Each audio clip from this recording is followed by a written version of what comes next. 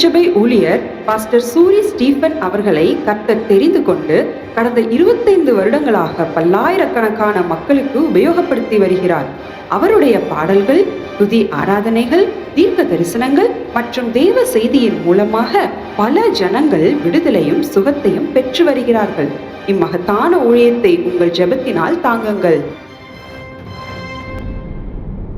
கர்த்தர் உங்களையும் என்னையும் பலமாய் பெருகச் செய்ய வேண்டுமானால், நம்மை ஆசீர்வதிக்க வேண்டுமானால், நம்முடைய வாழ்க்கையில இருதயத்தில் இருக்கிற சூறாவளி, கடல் கொந்தளிப்பு இவைகளை தேவன் அதற்றி ஆள வேண்டுமானால் நாம் செய்ய வேண்டிய ஒரு காரியம் துதி. நாம துதிக்கும் போது நமக்கு ஒரு பேரமைதி உண்டாகும், ஒரு பெரிய சமாதானம் நம்முடைய வாழ்க்கையில உண்டாகிறது. நாம படுக்கும் போது குழப்பம், எழுந்திருக்கும் போது பிரச்சனைகளோடு எழுந்திருக்கும், தேவைகள் நம்மை முட்டி மோதிக்கொண்டே இருக்கிறது. எப்பக்கம் திரும்பினாலும் சுவற்றில் இருந்து அடிக்கிற பந்தை போல பிரச்சனைகள் நம்மை திரும்ப திரும்ப தாக்கி கொண்டிருக்கிறது. துதிய மாத்திரம் நல்லா செய்ய தொடங்கினார் சூழ்நிலைகள் மாறும். உன் கூடாரங்களும் உன் வாசஸ்தலங்களும் எவ்வளவு அழகானவை.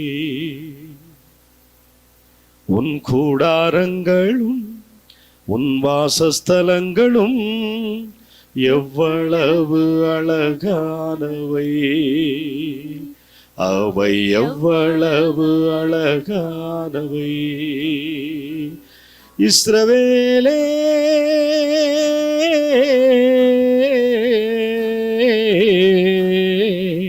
அவை எவ்வளவு அழகானவை. அவை எவ்வளவு அழகானவை. உன் கூடாரங்களும் உன் வாசஸ்தலங்களும் எவ்வளவு அழகானவை. அவை எவ்வளவு அழகானவை. நீ பரவி போகிற ஆறுகளைப் போல, நதியோர தோட்டங்கள் போல. நீ பரவி போகிற ஆறுகளைப் போல, நதியோர தோட்டங்கள் போல. கர்த்தர் நாட்டின சந்தன மரங்களாய், தண்ணீர் அருகே உள்ள கேதுரு விருட்சம் போல். கர்த்தர் நாட்டின சந்தன மரங்களாய், தண்ணீர் அருகே உள்ள கேதுரு விருட்சம் போல்.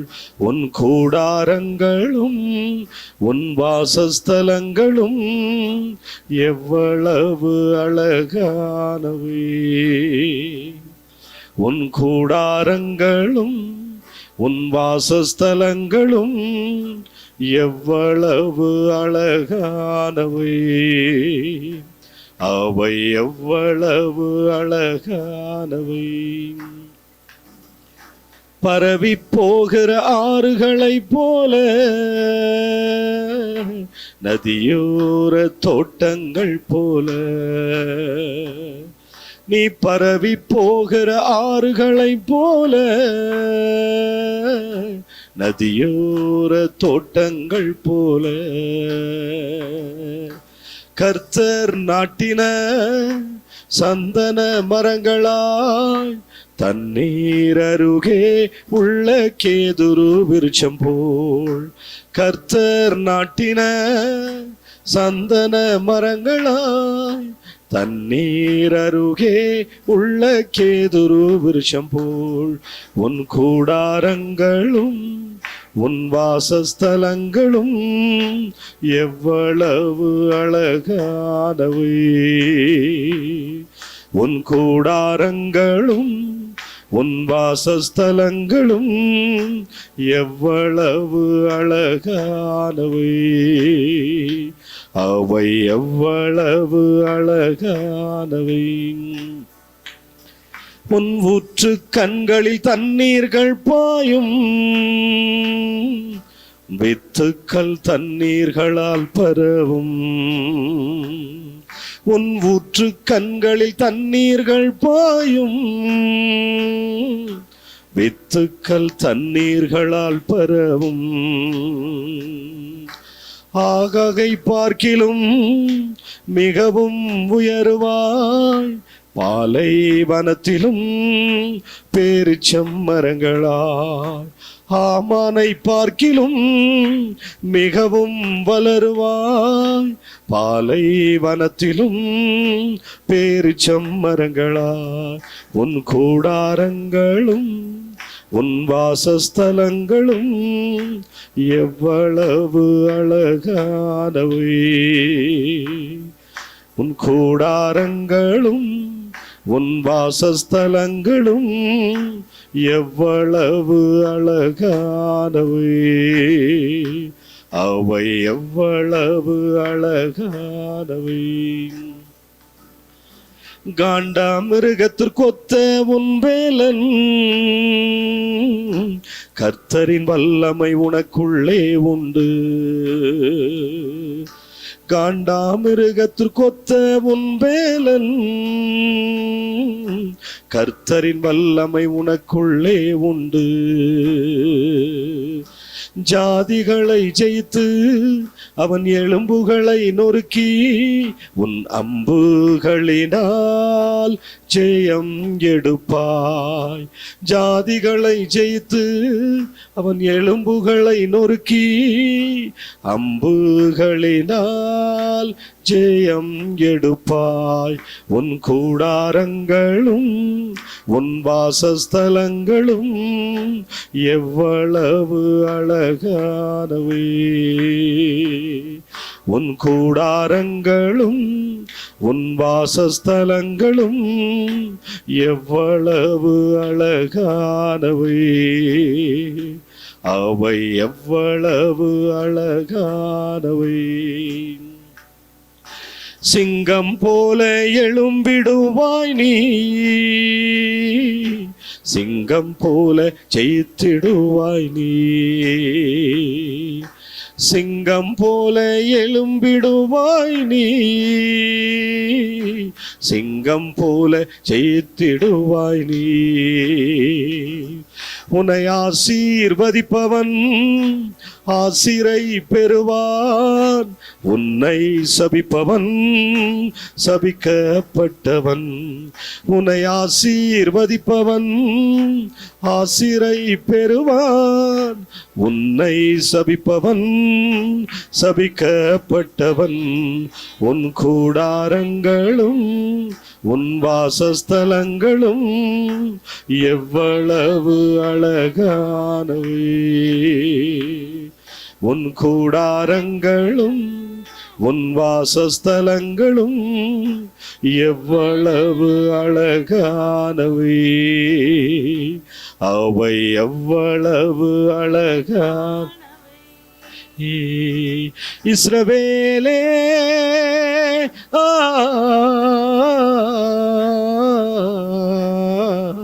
அவை எவ்வளவு அழகானவை. அவை எவ்வளவு அழகானவை. உன் கூடாரங்களும் உன் வாசஸ்தலங்களும் எவ்வளவு அழகானவை. அவை எவ்வளவு அழகானவை. ஹல்லேலூயா, ஹல்லேலூயா, ஹல்லேலூயா, ஹல்லேலூயா, ஹல்லேலூயா, ஹல்லேலூயா, ஹல்லேலூயா, ஹல்லேலூயா. ஹல்லேலூயா, ஹல்லேலூயா,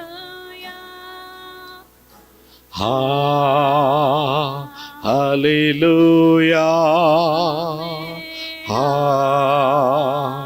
ஹல்லேலூயா. உன்னதத்தில் உன்னதத்தின் ஆவியே ஆராதிக்கின்றோம், உயிர்ப்பிக்கும் ஜீவனை ஆராதிக்கின்றோம். உன்னதத்தின் ஆவியே ஆராதிக்கின்றோம், உயிர்ப்பிக்கும் ஜீவனை ஆராதிக்கின்றோம். அக்கினியே அபிஷேகமே வல்லமையே உம்மை ஆராதிக்கின்றோம். அக்கினியே அபிஷேகமே வல்லமையே உம்மை ஆராதிக்கின்றோம். உன்னதத்தின் ஆவியே ஆராதிக்கின்றோம், உயிர்ப்பிக்கும் ஜீவனை ஆராதிக்கின்றோம். ஹல்லேலூயா, ஹல்லேலூயா, ஹல்லேலூயா, ஹல்லேலூயா, ஹல்லேலூயா, ஹல்லேலூயா, ஹல்லேலூயா, ஹல்லேலூயா.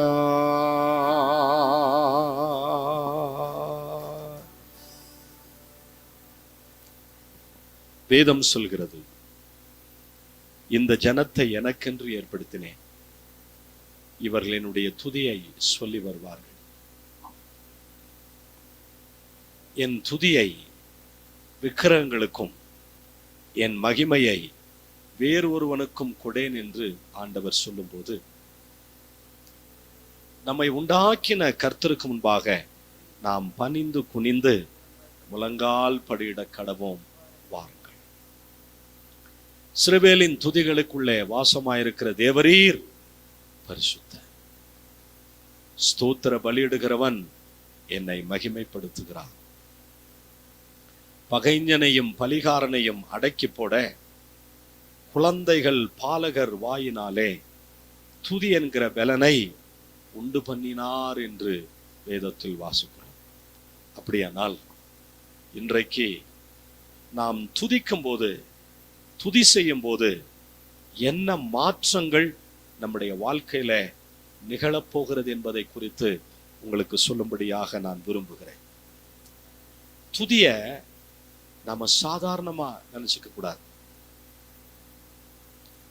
ஒரு பரிசுத்தவான் இப்படி சொன்னார், ஜெபிக்கிறவன் தேவனிடத்திலிருந்து பதிலைத்தான் கொண்டு வர முடியும். துதிக்கிறவன், ஆராதிக்கிறவன் தேவனையே கொண்டு வந்து விட முடியுமா? துதி தேவனுடைய இருதயத்தை பிரியப்படுத்துகிறது. துதி தேவனை சந்தோஷப்படுத்துகிறது. துதி தேவனை மகிமைப்படுத்துகிறது. அப்போ துதிக்கிற பிள்ளைகள் மேல அவர் மனமகிழ்ச்சியாக இருக்கிறார். பழைய ஏற்பாட்டிலே நோவா என்கிற ஒரு பரிசுத்தவான், ஒரு நீதிமான், அவனை 2ஆம் ஆதாம் என்று அழைப்பார்கள். அந்த பூர்வ உலகத்தை பெருவெள்ள ஜலத்தினால் அழித்துவிட்டு நோவா, அவனுடைய மனைவி, அவனுடைய 3 மகன்கள், 3 மருமக்களை மாத்திரம் அந்த பேழையிலே தேவன் உயிரோடு வைத்தார். அவர்களையும் உயிரோடு வைத்திராவிட்டால் இந்த உலகத்துல மனித சஞ்சாரமே இருந்திருக்காது. ஒட்டுமொத்த உலகமும் அழிந்து போயிருக்கும். அவர் பேழையிலிருந்து இறங்கின உடனே சுத்தமான பறவைகள், சுத்தமான மிருகங்கள் சிலவற்றை தெரிந்து கொண்டு தேவனுக்காக சர்வாங்க தகன பலி செலுத்தினாராம். வாசியுங்கள். ஆதியாகமத்தின் புஸ்தகத்துல 8ஆம் அதிகாரத்தை எடுத்துக்கொள்வோம். 20ஆம் வசனம். அப்பொழுது நோவா கர்த்தருக்கு ஒரு பலிபீடத்தை கட்டி சுத்தமான சகல மிருகங்களிலும் சுத்தமான சகல பறவைகளிலும் சிலவற்றை தெரிந்து கொண்டு அவைகளை பலிபிடத்தின் மேல் தகன பலிகளாக பலியிட்டான். தகன பலி என்று சொல்லப்படவில்லை, தகன பலிகளாக பலியிட்டான். 21ஆம் வசனம். அப்பொழுது கர்த்தர் அந்த சர்வாங்க தகன பலிகளை, சுகந்த வாசனையை கர்த்தர் முகர்ந்தார். அப்பொழுது கர்த்தர், இனி நான் மனுஷன் நிமித்தம் பூமியை சபிப்பதில்லை, மனுஷனுடைய இருதயத்தின் நினைவுகள் அவன் சிறு வயது தொடங்கி பொல்லாததாய் இருக்கிறது. நான் இப்பொழுது செய்தது போல இனி சகல ஜீவன்களையும், பூமியின் ஒரு பகுதி, ஒவ்வொரு பகுதியில நிலநடுக்கம், எர்த்குயிக் என்று சொல்வார்கள், எரிமலை வெடிப்பு, மலையிலே பெருவெள்ள சேதங்கள், சுனாமி போன்ற பேரலைகள், கடல் உள்வாங்கக்கூடிய நிலைமை, இவைகளில் எல்லாம் ஒரு பங்கு ஒரு ஜன கூட்டம் மரித்து கொண்டுதான் இருக்கிறது.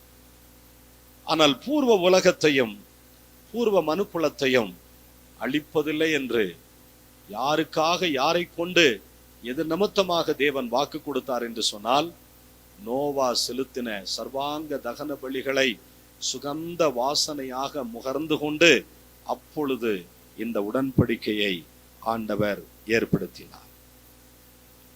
23ஆம் வசனம் 22ஆம் வசனம் சொல்லுகிறது, பூமி உள்ள நாளளவும் விதைப்பும் அறுப்பும் சீதளமும் உஷ்ணமும் கோடை காலமும் மாரி காலமும் பகலும் இரவும் ஒளிவதில்லை என்று தம்முடைய உள்ளத்திலே சொன்னார். அவர் அன்றைக்கு செய்ததுதான் இன்று வரைக்கும் மாறாமல் இருக்கிறது. ஒரு சர்வாங்க தகன பலி பூமியின் மேல் வரவிருந்த பெரிய அழிவை காப்பாற்றினதானார். மனுக்குலத்தை இனி அழிக்க மாட்டேன் என்று தன்னுடைய உள்ளத்திலே அவர் சொல்லிக் கொள்வாரானார். பருவ நிலைகள் அது நிமித்தமாக மாறாது என்று சொல்லி அதனுடைய காலத்துல அதனுடைய கிரியைகள், பூமியினுடைய செயல்பாடுகள், பூமியினுடைய கோள்களின் செயல்பாடுகள் மாறுவதில்லை என்று ஆண்டவர் வாக்கு பண்ணினார். கொஞ்சம் யோசித்து பாருங்கள். குளிர்காலம் இருக்கிறது, மாரிகாலம் இருக்கிறது, பருவகாலம் இருக்கிறது, கோடைக்காலம் இருக்கிறது. இதெல்லாம் தேவன் வைத்த அருமையான திட்டங்கள். அப்படி என்றால் நாம தேவனை துதிப்பதற்கு அழைக்கப்பட்டிருக்கிறோம், தேவனை துதிப்பதற்கு கடமை பெற்றிருக்கிறோம். துதியினால் என்ன நடக்கிறது? நியாயாதிபதிகளின் புஸ்தகம் 5ஆம் அதிகாரம் 31ஆம் வசனத்தை வாசிக்க கேட்கலாம். நியாயாதிபதிகளின் புஸ்தகம் 5ஆம் அதிகாரம் 31ஆம் வசனத்தை வாசிக்க கேட்கலாம்.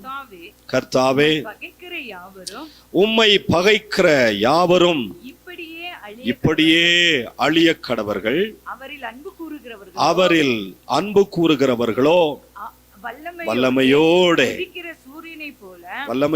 உதிக்கிற சூரியனை போல இருக்க கடவர்கள் என்று பாடினார்கள். பின்பு தேசம் 40 வருஷம் அமைதலாயிருந்தது. ஒரு பெரிய யுத்தம். அந்த யுத்தத்தில் திபோராலோடு யுத்தத்திற்கு போன ஒரு சில அற்பமான மனிதர்கள், பெண்மணிகளை கொண்டு கர்த்தர் இஸ்ரவேலுக்கு ஒரு பெரிய ஜெயத்தை கொடுத்தார். அந்த யுத்தத்தில் இவர்கள் பாடின பாடல்கள் அப்படியே நாம் 5ஆம் அதிகாரத்தில் பார்க்கலாம். என்றாலும் 4ஆம் அதிகாரம் 22ஆம் வசனத்தை வாசிக்க கேட்போம். 4ஆம் அதிகாரம். தொடருகிற பாராக் வந்தான். அப்பொழுது யாகேல் வெளியே அவனுக்கு எதிர்கொண்டு போய், வாரும், நீர் தேடுகிற மனுஷனை உமக்கு காண்பிப்பேன் என்று சொன்னான். போனாள். அவன் அவள் இடத்துக்கு வந்தபோது இதோ சிசேரா செத்து கிடந்தான். ஆணி அவன் நெற்றியிலே அடித்திருந்தது. சிசேரா செத்து கிடந்தான், ஆணி அவனுடைய நெற்றியிலே அடிக்கப்பட்டிருந்தது. வாசிங்க 24 5ஆம் அதிகாரம் 24ஆம் வசனம். ஸ்திரீகளுக்குள்ளே கேனியனான ஏபேரின் மனைவியாகிய யாகேல் ஆசீர்வதிக்கப்பட்டவள். கூடாரத்தில் வாசமாயிருக்கிற ஸ்திரீகளுக்குள்ளே அவள் ஆசீர்வதிக்கப்பட்டவள். வாசமாயிருக்கிற ஸ்திரீகளுக்குள்ளே அவள் ஆசீர்வதிக்கப்பட்டவள். ஏன் என்று கேட்டால், அவ்வளவு பெரிய காரியத்தை அவள் தேவனுக்காக, இஸ்ரவேலருக்காக செய்திருக்கிறாள். வாசிங்க அடுத்த வசனம். தன் கையால் 25ஆம் வசனம். தண்ணீரை கேட்டான், பாலை கொடுத்தால், ராஜாக்களின் கிண்ணியிலே வெண்ணெயை கொண்டு வந்து கொடுத்தால், தன் கையால் ஆணியையும் தன் வலது கையால் தொழிலாளரின் சுத்தியையும் பிடித்து சிசேராவை அடித்தால், அவன் நெற்றியில் அந்த ஆணி உருவக் கடாவி அவன் தலையை உடைத்து போட்டாள். சிசேரா ஒரு காலத்தில் இஸ்ரவேலரை துன்புறுத்தினவன், தேவனுக்கு மேலாக தன்னை உயர்த்தினவன். இஸ்ரவேலரை எப்படியும் அடிமைப்படுத்தி அவர்களை துன்புறுத்தி தங்களுக்கு வேலையாட்களாக வைத்துக் கொள்ள வேண்டும். அவனுடைய கைக்கு இஸ்ரவேலரை தப்புவிக்க ஒருவராலும் கூடாது. அவ்வளவு ஆயுதங்கள், அவ்வளவு இருப்பு ரதங்கள், அவ்வளவு யுத்த மனுஷர்கள் அவனிடத்திலே இருந்ததினாலே அதை குறித்து அவன் பெருமை பாராட்டி கொண்டிருந்தான். 20ஆம் சங்கீதம் என்று நினைக்கிறேன், அதிலே வாசித்தால் சில ரதங்கள் குதிரைகளை குறித்து மேன்மை பாராட்டுவார்கள். நாங்களோ எங்கள் தேவனாகிய கர்த்தரை குறித்தே, வாசிக்கலாமா? சிலர் ரதங்களை குறித்தும் சிலர் குதிரைகளை குறித்தும் மேன்மை பாராட்டுவார்கள். நாங்களோ எங்கள் தேவனாகிய கர்த்தருடைய நாமத்தை குறித்தே மேன்மை பாராட்டுவோம். அவர்களோ முறிந்து விழுந்தார்கள், நாங்களோ எழுந்து நிமிர்ந்து நிற்கிறோம்.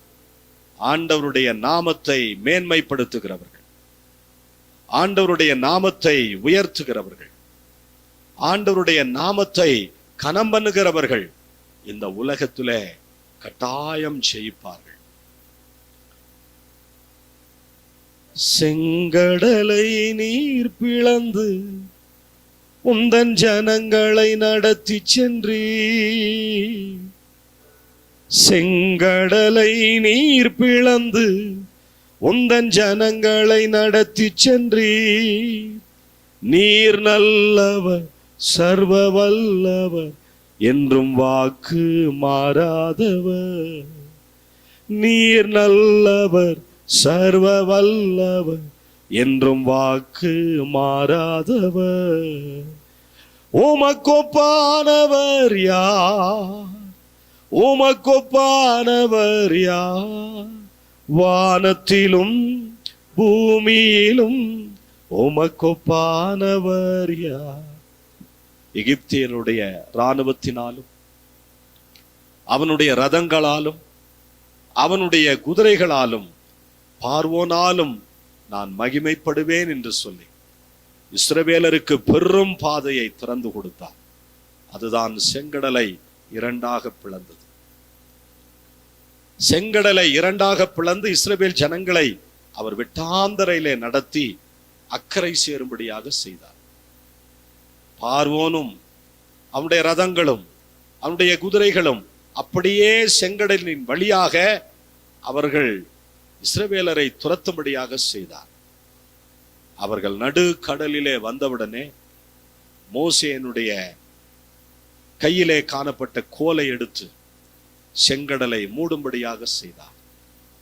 இஸ்ரவேலர் அத்தனை பேரும் இக்கரைப்பட்ட பிறகு மோசே கோலை கொண்டு செங்கடலை மூடினதான நேரத்துல பார்வோனும் அவனுடைய ரதங்களும் அவனுடைய குதிரைகளும் அவனுடைய சர்வ ஆயுதங்களும் இராணுவங்களும் அப்படியே கடலிலே மூழ்கும்படியாக செய்தார். பெலமுள்ளவன் பெலனற்றவன், பெலமுள்ளவன் பெலன் இல்லாதவன், யாராயிருந்தாலும் உதவிகள் செய்வது லேசான காரியம். என் இயேசுவுக்கு லேசான காரியம். இங்கே சிசராவை கேனியனான ஏபேரின் மனைவியாகிய யாகேல் அவள் சிசேராவினுடைய நெற்றியிலே பெரிய ஆணியை உருவ கடாவும்படியாக செய்து வலது கையிலே சுத்தியை பிடித்து அவருடைய நெற்றியிலே அடித்தான். அதுக்கு முன்பதாக அவன் தப்பித்து ஒரு பெண்ணிடத்துலதான் சாவான் என்பதை முன்கூட்டியே தெபொராள் சொல்லிவிட்டான். அவன் தண்ணீரை கேட்டான், பாலை கொடுத்தாள். ராஜாக்களின் கிண்ணியிலே வெண்ணெயை கொண்டு வந்து கொடுத்தாள். தன் கையால் ஆணியையும் தன் வலது கையால் தொழிலாளரின் சுத்தியும் பிடித்து சிசேராவை அடித்தால் அவன் நெற்றியில் உருவ கடாவி அவன் தலையை உடைத்து போட்டான். இதுக்கப்புறம் பாருங்க, அவர்களை கொள்ளையடித்தார்கள், எதிராளியை கொள்ளையடித்தார்கள், பங்கிட்டார்கள். நீங்க இதெல்லாம் அந்த வசனங்கள்ல நீங்க பார்க்க முடியும். 31ஆம் வசனத்தை தான் நம்ம பார்க்க போறோம். கர்த்தாவே, உம்மை பகைக்கிற யாவரும் இப்படியே சிசேராவை போல அழிய கடவர்கள், அவரில் அன்பு கூறுகிறவர்களோ வல்லமையோடு உதிக்கிற சூரியனை போல இருக்க கடவர்கள் என்று பாடினார்கள். பின்பு தேசம் 40 வருஷம் அமைதலாயிருந்தது. துதி செய்ய தொடங்கியதும் எதிரிகள் தங்களுக்குள் வெட்டுண்டு மடிய செய்தி. துதி செய்ய தொடங்கியதும் எதிரிகள் தங்களுக்குள் வெட்டுண்டு மடிய செய்தி. உம்மாலாகும் எல்லாமாகும், உம்மாலாகும் எல்லாமாகும், ஆகாதது எதுவும் இல்லை, உம்மால் ஆகாதது எதுவும் இல்லை, ஆகாதது எதுவும் இல்லை, உம்மால் ஆகாதது எதுவும் இல்லை. இவர்கள் துதித்தார்கள், தேவனை மகிமைப்படுத்தினார்கள், கர்த்தரை பாடி புகழ்ந்தார்கள். அப்பொழுது என்ன நடந்தது? முதலாவது, தேசம் 40 வருஷம் அமைதலாயிருந்தது. நம்முடைய வாழ்க்கை சீறி வருகிற புயலை போல இருக்கிறது. சீறி வரும் புயலினிலும் கர்த்தாவே, உம் சிரித்த முகம் தெரியுதையா கர்த்தாவே. மாறி வரும் வாழ்வினிலும் கர்த்தாவே, மலர்ந்த முகம் தெரியுதையா கர்த்தாவே. ஓஹோ, மாறி வரும் வாழ்வினிலும் கர்த்தாவே, மலர்ந்த முகம் தெரியுதையா கர்த்தாவே. கர்த்தாவே, மலர்ந்த முகம் தெரியுதையா. துதியினாலே சீறி வருகிற புயல், வெள்ளம் போல புரண்டு வருகிற பயங்கரமான ஆழி பேரலை போன்ற சூழ்நிலைகள் நமக்கு துதியின் மூலமாக தேவன் அமைதியை ஏற்படுத்தி தருவார். அப்போ துதிக்க தொடங்கும் போது நமக்கு அமைதி கிடைக்கும்.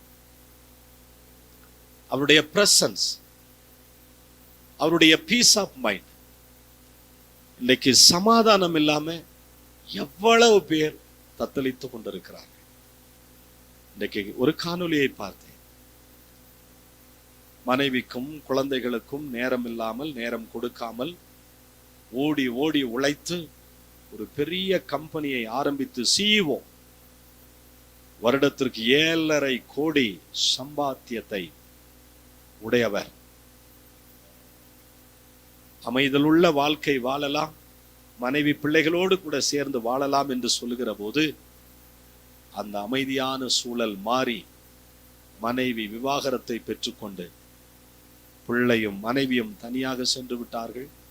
இவருக்கு பெரும் பணம் இருக்கிறது, ஆனால் அமைதி இல்லை, நிம்மதி இல்லை, சமாதானம் இல்லை. இன்றைக்கு இந்த உலகம் முழுவதும் மிகப்பெரிய ஒரு தேவையோடு இருக்கிறது என்றால் அந்த தேவையில பிரதான தேவை அமைதியின்மை. No peace of mind. நன்றாக உறங்க முடியவில்லை, சமாதானமாக இருக்க முடியவில்லை. அவருடைய உணவுக்கு ஒரு போராட்டம், வாழ்க்கைக்கு ஒரு போராட்டம். இன்றைக்கு மனிதன் விரும்புகிற எந்த அமைதியையும் ஆண்டவரால மட்டும்தான் கொடுக்க முடியும். தேவ பிள்ளைகள், நாம் தெரிந்து கொள்ள வேண்டிய ஒரு ரகசியம், நாம் துதிக்கும் போது நம்முடைய வாழ்க்கையில அமைதி உண்டாகும். காற்றடிக்குது, கடல் பொங்குது, அலை பாயுது, மலையடிக்குது, கர்த்தரின் கரம் என்னை தாங்குது. ஆனால் கர்த்தரின் கரம் என்னை தாங்குது. சீறி வரும் புயலினிலும் கர்த்தாவே உம் சிரித்த முகம் தெரியுதையா. நமக்கு அமைதல் உண்டாகும்.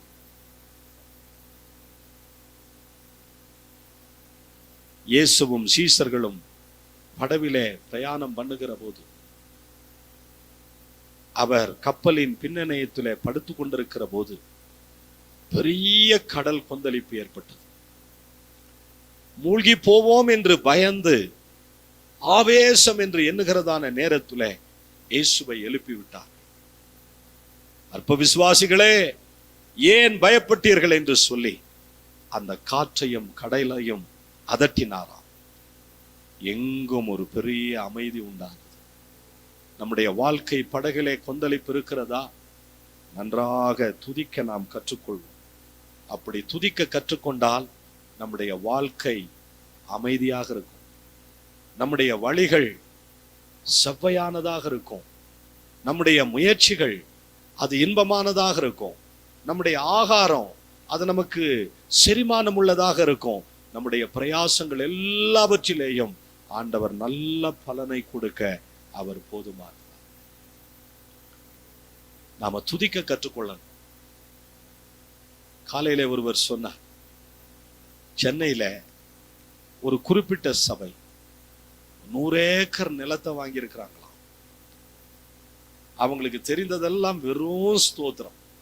ஒரு ரவுண்டு ட்ரம்மை வச்சுக்கிட்டு 10-12 சரணங்களை பாடி ஸ்தோத்திரம் ஸ்தோத்திரம் ஸ்தோத்திரம் ஸ்தோத்திரம் ஸ்தோத்திரம் ஸ்தோத்திரம் என்று சொல்லியே சபையை வளர்த்தார்களாம், நிலங்களை பெற்றார்களாம். ஸ்தோத்திர பலியிடுகிறவன் என்னை மகிமைப்படுத்துகிறான். அவன் மேல ஆண்டவர் ரொம்ப மனமகிழ்ச்சியா இருக்கிறார். அவனை ஆசீர்வதிக்காம இருப்பதில்லை. கர்த்தர் உங்களையும் என்னையும் பலமாய் பெருகச் செய்ய வேண்டுமானால், நம்மை ஆசீர்வதிக்க வேண்டுமானால், நம்முடைய வாழ்க்கையில இருதயத்தில் இருக்கிற சூறாவளி, கடல் கொந்தளிப்பு இவைகளை தேவன் அதற்றி ஆள வேண்டுமானால் நாம் செய்ய வேண்டிய ஒரு காரியம் துதி. நாம துதிக்கும் போது நமக்கு ஒரு பேரமைதி உண்டாகிறது, ஒரு பெரிய சமாதானம் நம்முடைய வாழ்க்கையில உண்டாகிறது. நாம படுக்கும்போது குழப்பம், எழுந்திருக்கும் போது பிரச்சனைகளோடு எழுந்திருக்கிறோம். தேவைகள் நம்மை முட்டி மோதிக்கொண்டே இருக்கிறது.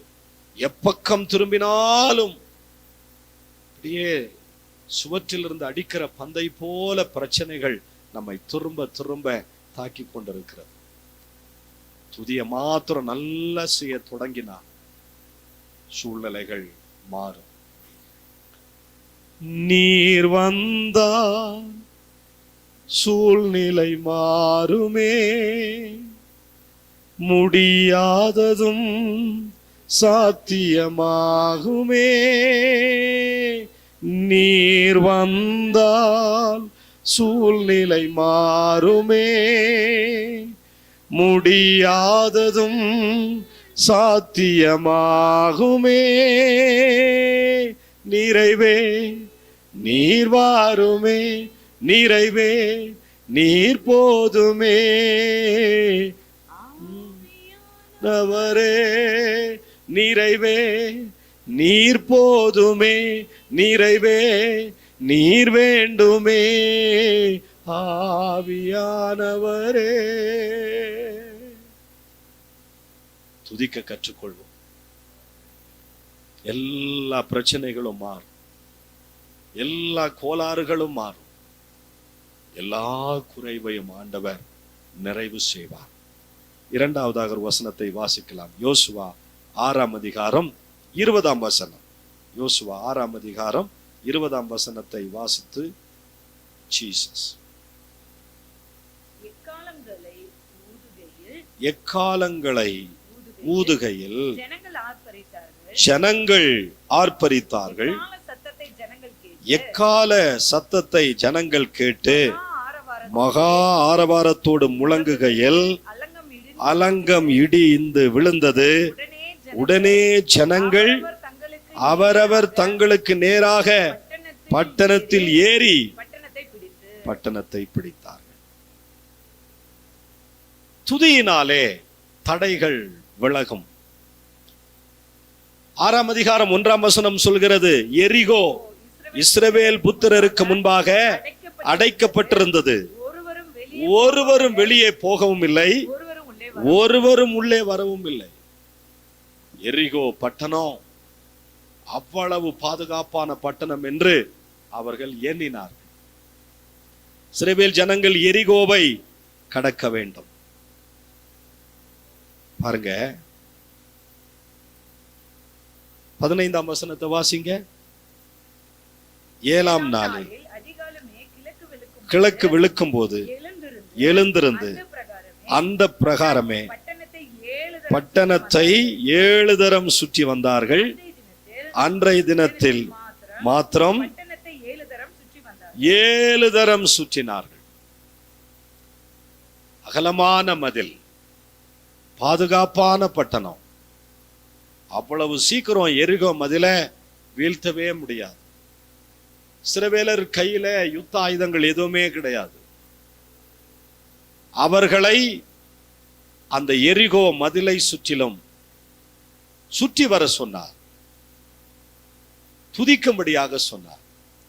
இப்படி ஒரு நாள் அல்ல, 2 நாள் அல்ல, 7 நாள் அதை செய்யும்படியாக செய்தார். 7ஆம் நாள் 14ஆம் வசனத்திலிருந்து வாசிங்க. 2ஆம் நாளிலும் பட்டணத்தை 1 தரம் சுற்றி வந்து பாளையத்துக்கு திரும்பினார்கள்.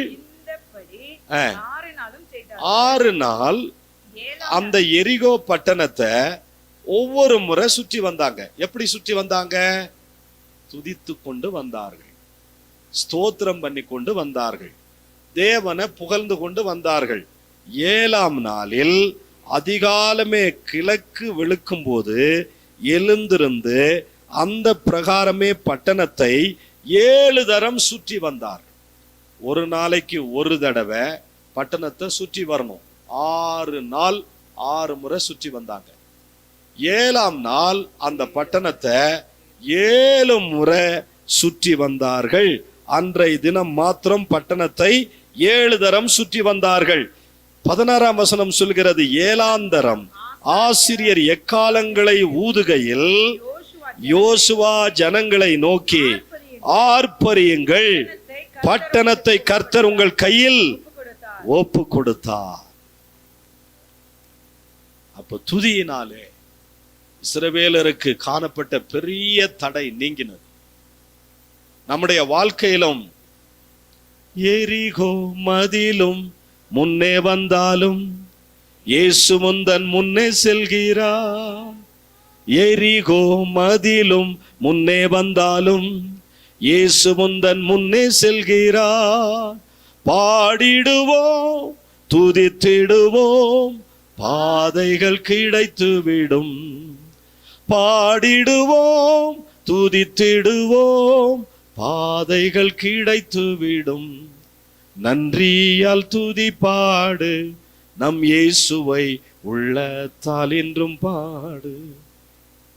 துதித்தால், துதியினாலே எல்லா தடைகளும் விலகும்.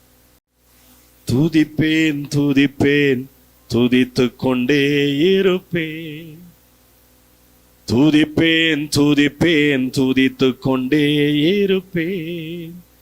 அல்லேலூயா ஆனந்தமே, அல்லேலூயா ஆனந்தமே.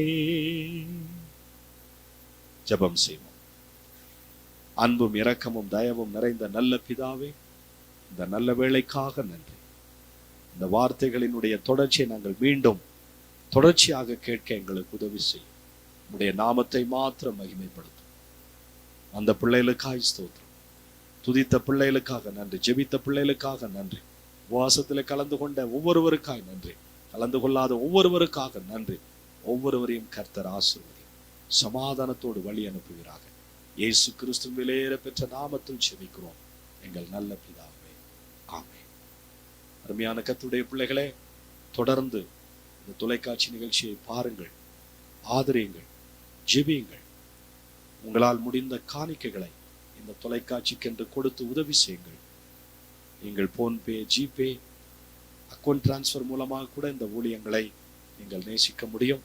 தொடர்ந்து இந்த நிகழ்ச்சிகள் ஒளிபரப்பப்பட உங்கள் தனிப்பட்ட குடும்ப ஜெபங்களிலே ஜெபித்துக் கொள்ளுங்கள். உங்களுடைய தேவைகள், ஜெப குறிப்புகள் எதுவானாலும் எங்களுக்கு தெரியப்படுத்துங்கள். நாங்கள் உங்களுக்காக ஜெபிக்கிறோம். கர்த்தர் உங்களை அபரிதமாக ஆசீர்வதிப்பார். God bless you. God bless you.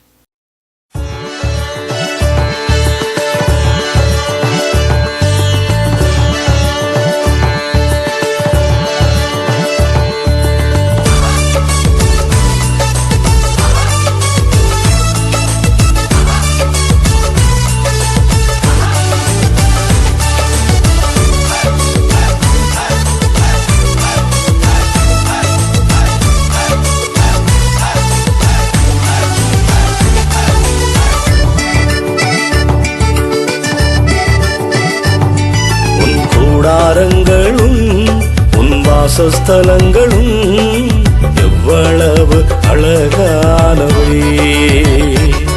உன் கூடாரங்களும் உன் வாசஸ்தலங்களும் எவ்வளவு அழகானவை. அவை எவ்வளவு அழகானவை. இஸ்ரவேலே,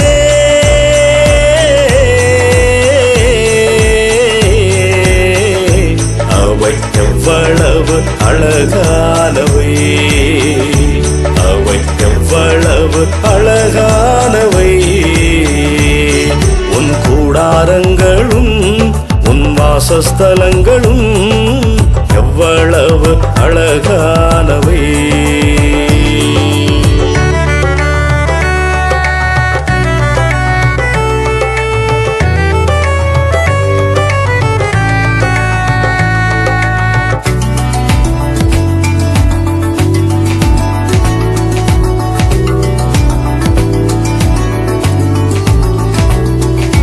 பரவி போகிற ஆறுகளைப் போல,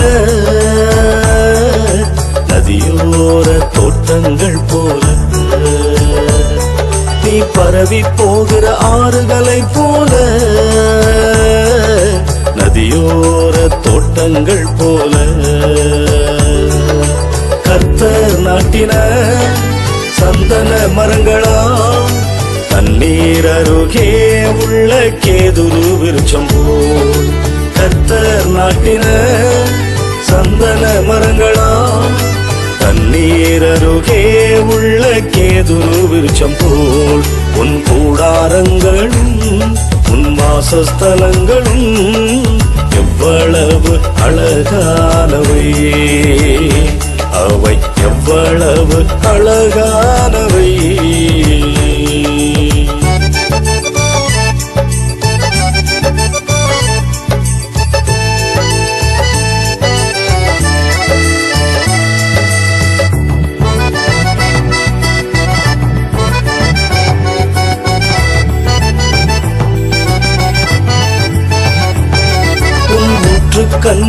தண்ணீர்கள் பாயும் உன் வித்துக்கள் தண்ணீர்களால் பரவும் உன் ஊற்று கண்களின் தண்ணீர்கள் பாயும் உன் வித்துக்கள் தண்ணீர்களால் பரவும் ஆகாரை பார்க்கிலும் மிகவும் உயர்வா பாலைவனத்திலும் பேரிச்சம்மரங்களா ஆமானை பார்க்கிலும் மிகவும் உயர்வா பாலைவனத்திலும் பேரிச்சம்மரங்களாய் உன் கூடாரங்களும் உன் வாசஸ்தலங்களும் எவ்வளவு அழகானவை அவை எவ்வளவு அழகானவை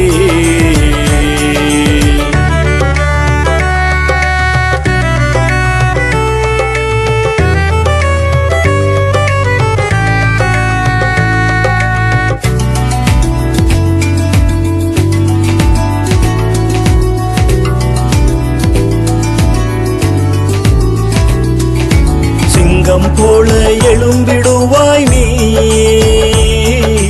சிங்கம் போல ஜெயித்திடுவாய் நீ சிங்கம் போல எழும்பிடுவாய் நீ சிங்கம் போல ஜெயித்திடுவாய் நீ உன்னை ஆசீர்வதிப்பவன் ஆசிரை பெறுவான் உன்னை சபிப்பவன் சபிக்கப்பட்டவன் உன்னை ஆசீர்வதிப்பவன் ஆசிரை பெறுவான் உன்னை சபிப்பவன் சபிக்கப்பட்டவன் உன் கூடாரங்களும் உன் வாசஸ்தலங்களும் எவ்வளவு அழகானவை உன் கூடாரங்களும் உன் வாசஸ்தலங்களும் எவ்வளவு அழகானவை அவை எவ்வளவு அழகானவை இஸ்ரவேலே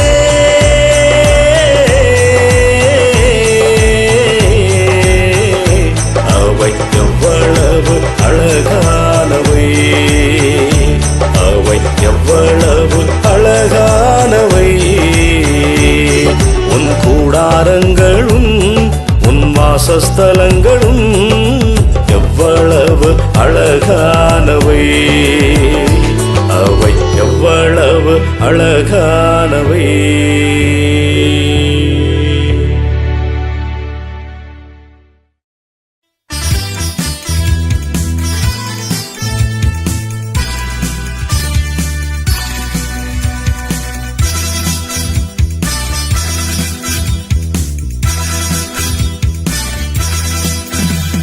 நீதிமான் கூடாரத்தில் ரட்சிப்பின் கம்பீர சத்தம் அனுதினம் கேட்கச் செய்யும் எங்கள் வீடு ஜெப இல்லம் எங்கள் வீடு ஜெப இல்லம் நீதிமான் கூடாரத்தில் ரட்சிப்பின் கம்பீர சத்தம் அனுதினம் கேட்கச் செய்யும் எங்கள் வீடு ஜெப இல்லம் எங்கள் வீடு ஜெப இல்லம்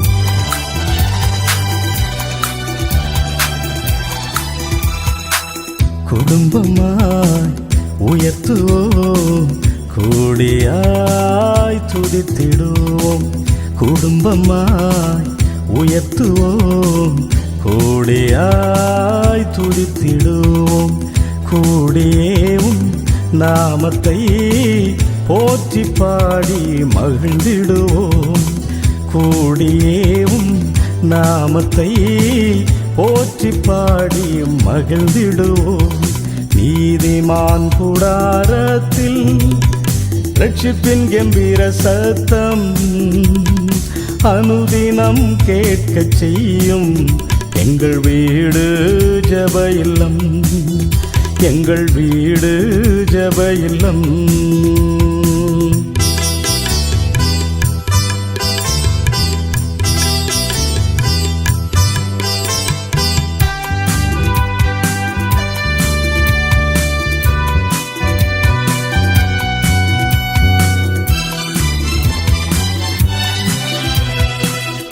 நானும் என் வீட்டாரும் கர்த்தரையே சேவிப்போமே.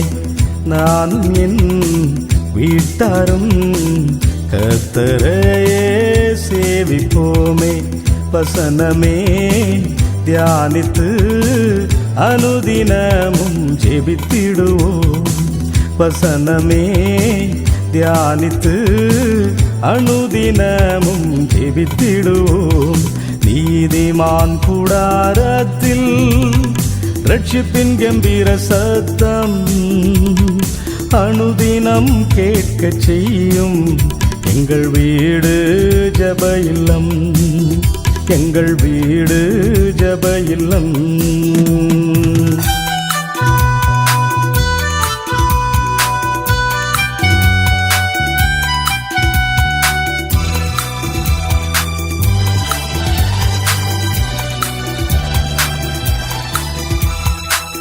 இயேசுவே எங்கள் குடும்பங்களில் அன்பின் ஆவியை ஊற்றிடுமே. இயேசுவே எங்கள் குடும்பங்களில் அன்பின் ஆவியை ஊற்றிடுமே. எழும்புவோம் ஓடுவோம் உமக்கு ஊழியம் செய்திடுவோம். எழும்புவோம் ஓடுவோம் உமக்கு ஊழியம் செய்திடுவோம். நீதிமான் கூடாரத்தில் ரட்சிப்பின் கம்பீர சத்தம் அனுதினம் கேட்கச் செய்யும். எங்கள் வீடு ஜெப இல்லம், எங்கள் வீடு ஜெப இல்லம், எங்கள் வீடு ஜெப இல்லம், எங்கள் வீடு ஜெப இல்லம். இந்த நிகழ்ச்சியை பார்த்து கொண்டிருக்கிற கர்த்தருடைய பிள்ளைகளே, நாம் என்னென்ன ஊழியங்களை செய்கிறோம் என்பதை தெரியப்படுத்த வேண்டிய அவசியம் இருக்கிறது. இந்த ஊழியம் 10ஓடு 11ஆக இருக்காது என்பதை உங்களுக்கு நான் தெரியப்படுத்த விரும்புகிறேன். நம்முடைய ஊழியங்களினுடைய நோக்கம், தரிசனம், முகாந்திரம் என்னவென்றால், பல தொலைக்காட்சிகளின் வழியாக கிறிஸ்துவை இந்த உலகத்திற்கு, ஆண்டவரை அறியாத ஜனங்களுக்கு இந்த தொலைக்காட்சிகளின் மூலமாக, சமூக வலைத்தளங்கள், சோசியல் மீடியாக்கள் வழியாக ஆண்டவராகிய இயேசு கிறிஸ்துவினுடைய அன்பையும் சுவிசேஷத்தையும் அறிவிப்பது. அது மட்டுமல்ல, கிராமங்களில் ஆலயங்களை ஏற்படுத்துவது, கட்டுவது, சபைகள் இல்லாத இடத்திலே சபைகளை நாட்டுவது, மிஷனரிகளை அனுப்புவது, மிஷனரி ஊழியங்களை தாங்குவது, அத்துடன் ஊழியர்களை ஊக்குவிப்பதற்காக கருத்தரங்குகளை நடத்துவது, மறுரூப ஜெப முகாம்களை நடத்துவது நம்முடைய ஊழியத்தினுடைய ஒரு பகுதி. அது மட்டுமல்ல, பாடல் ஊழியங்கள். இதுவரைக்கும் 7 வால்யங்களை வெளியிட்டிருக்கிறோம். புதிய புதிய பாடல்கள் தொடர்ந்து வெளிவரப்போகிறது. அந்த பாடல்கள் வழியாக பல்லாயிரக்கணக்கான மக்கள் ஆண்டவருடைய அன்புக்குள்ளே வந்திருக்கிறார்கள். குறிப்பாக யெகோவா நாமங்கள் போன்ற அந்த பாடல்கள் எல்லாம் நீங்கள் கேட்டிருக்கிற ஒன்று, நீங்கள் அறிந்திருக்கிற ஒன்று. எனவே ஊழியர்களை உற்சாகப்படுத்துகிற வண்ணமாக, திருச்சபைகள் பலன் பெறுகிற வண்ணமாக, சத்தியத்தில் வளர்கிற வண்ணமாக நாம் நிறைய முயற்சிகளை, கூட்டங்களை நடத்துகிறோம். பாடல் ஊழியங்களை, புதிய பாடல்களை வெளியிடுவது மட்டுமல்ல, திருச்சபைகளை உற்சாகப்படுத்துவது, மாவட்டங்கள் தோறும், தலைநகரங்கள் தோறும், தாலுக்காக்கள் தோறும், திருச்சபைகள் தோறும் துதி ஆராதனைகளை நடத்துவது. 72 மணி நேரம், 24 மணி நேரம், 12 மணி நேரம், 7 மணி நேரம் நல்ல இசைக்கலைஞர்களோடு கூட இணைந்து இந்த ஊழியங்களை நாம் செய்து வருகிறோம். அது மட்டுமல்ல, சமுதாய பணிகள் செய்வது நம்முடைய முக்கியமான தரிசனங்களில் அதுவும் ஒன்று. கடந்த நாட்களிலே பல மாநிலங்கள், மணிப்பூர் போன்ற இடங்களுக்கெல்லாம் சென்று வர தேவன் கிருபை பாராட்டினார். நீங்களும் அதில் பங்கு பெற, இந்த ஊழியங்களிலே பங்கு பெற, பங்காளர்களாக மாற, ஜெபிக்க, கொடுக்க, பிரத்யேகமாக ஆலயங்களை கட்ட, உங்கள் குடும்பத்தின் சார்பில், உங்கள் பெயர் சார்பில், உங்களுடைய நல்ல விசேஷங்கள் சார்பில் ஆலயங்களை கட்ட முன்வரும்படி உங்களை அன்போடு கூட கேட்டுக்கொள்கிறேன்.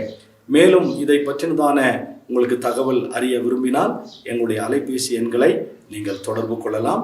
அது மட்டுமல்ல, உங்களுடைய ஜெப குறிப்புகளை எங்களுக்கு கடிதங்கள் மூலமாக, வாட்ஸ்அப் மூலமாக, அலைபேசியின் மூலமாக நீங்கள் அழைக்கலாம், தெரிவிக்கலாம். நாங்கள் உங்களுக்காக ஜெபிப்போம். உங்கள் வாழ்க்கையில் தீராத வியாதியா, கடன் தொல்லையா, தோல்வி நிறைந்த வாழ்க்கையா, தீய வல்லமைகளின் போராட்டமா, இவை அனைத்திலிருந்தும் மெய்யான விடுதலை பெற ஆசீர்வதிக்கப்பட்ட இயேசுவின் நாமத்தில் உங்களை அன்புடன் அழைக்கிறோம். நீங்கள் தொடர்பு கொள்ள வேண்டிய முகவரி Ooty new life church, 2B Theresa view, finger post, Ooty.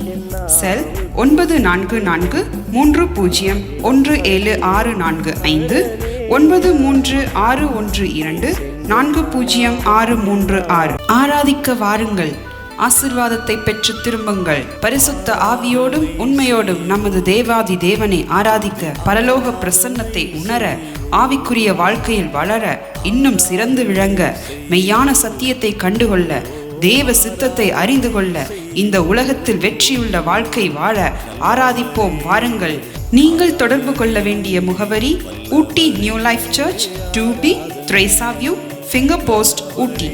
Cell 9430176445, 9361240636. New life திருச்சபை ஊழியர் பாஸ்டர் சூரி ஸ்டீபன் அவர்களை கர்த்தர் தெரிந்து கொண்டு கடந்த 25 வருடங்களாக பல்லாயிரக்கணக்கான மக்களுக்கு உபயோகப்படுத்தி வருகிறார். அவருடைய பாடல்கள், துதி ஆராதனைகள், தீர்க்க தரிசனங்கள் மற்றும் தேவ செய்தியின் மூலமாக பல ஜனங்கள் விடுதலையும் சுகத்தையும் பெற்று வருகிறார்கள். இம்மகத்தான ஊழியத்தை உங்கள் ஜெபத்தினால் தாங்குங்கள். இந்த நிகழ்ச்சியின் மூலம் நீங்கள் பெற்றுக்கொண்ட ஆசீர்வாதங்கள் மேலும் பலருக்கு கிடைக்க உங்கள் ஊக்கமான ஜெபங்களினாலும் காணிக்கைகளினாலும் நன்கொடைகளினாலும் தாங்குங்கள். உங்கள் காணிக்கைகளை போன்பே, ஜிபே மூலம் செலுத்த வசதிகள் உண்டு. Phone number 9443017645. எங்களுடைய வங்கி கணக்கு எண் pastor Suri Stephen, Canara bank, account number 622100122137. IFSC code CNRB 0016238. Ooty Mary's hill branch. Phone number 9443017645.